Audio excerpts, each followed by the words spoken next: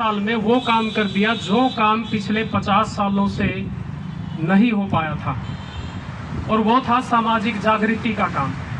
वो था इस देश की जो जाति व्यवस्था है, इस देश की जो जाति व्यवस्था है जो बिल्कुल भी टूटने का नाम नहीं ले रही। भले ही कोई भी राजनेता हो, पॉलिटिशियन हो, कोई भी हो, कुछ भी कहता रहे, बड़े बड़े मंचों से कहता रहे, लेकिन वो टूटने का नाम नहीं ले रही है। लेकिन 1.25 साल जो किसान आंदोलन चला, उस किसान आंदोलन ने इस देश के महिला, मजदूर, किसानों को, तमाम लोगों को, तमाम जातियों को एक छत के नीचे लेकर के आने का काम किया।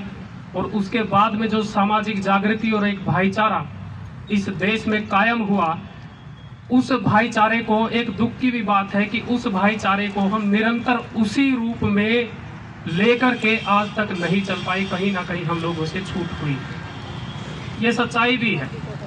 क्योंकि पूरे किसान आंदोलन से हम शुरू से लेकर के, शुरू के धरने से लेकर के लास्ट तक उससे हम लोग जुड़े रहे हैं। दिल्ली के अंदर भी कार्य किया, यहाँ भी कार्य किया, खास करके जिला हिसार के अंदर हमारी ड्यूटी थी, जिला हिसार और फतेहाबाद के अंदर, वो हमने पूरी की।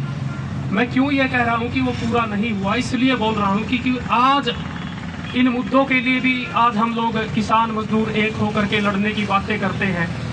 और ये मुद्दे बड़े महत्वपूर्ण है। एजुकेशन का मुद्दा है, और डॉक्टर नहीं है हॉस्पिटल के अंदर, बहुत बड़ा मुद्दा है ये।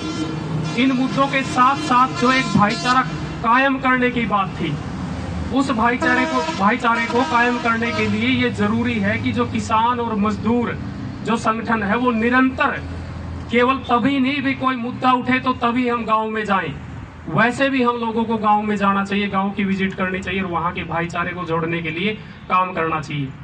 क्योंकि किसान आंदोलन एक समय के लिए रुका है, वो पूरा नहीं हुआ है। किसान आंदोलन का, किसान मजदूर जो आंदोलन था, उस आंदोलन का उद्देश्य केवल इतना नहीं था कि जो 3 काले कृषि कानून बनाए हैं और वो सरकार वापस ले ले और उसके बाद में हम लोग जो अपने घरों के अंदर बैठ जाएंगे। ऐसा नहीं है बिल्कुल भी। क्यों नहीं ऐसा? क्या रेलवे नहीं बेची है? पूरा रेलवे बेच दिया गया है। और जो कौशल विकास ये निगम बनाया है ना, आपकी जितनी भी सरकारी नौकरियां थी, जितनी भी सरकारी नौकरियां है, सारी की सारी ठेका पे होगी। ये एसडीएम और डीसी के हाथ में होगा कि किसको लगाना है, किसको नहीं लगाना है। इसमें एजुकेशन का कोई मतलब नहीं है। कभी कोई ये सोचे कि हम अपने बच्चों को बढ़िया एजुकेशन देंगे, एजुकेशन देने के बाद में डीसी और डीएम लगेंगे। मैं क्यों ये बातें बोल रहा हूँ? क्योंकि हम लोग छात्र संगठनों से जुड़े हैं, छात्र नेता रहे हैं। उसके आधार पर हम लोगों को पता है कि इस देश के अंदर जो डीएम और डीसी बन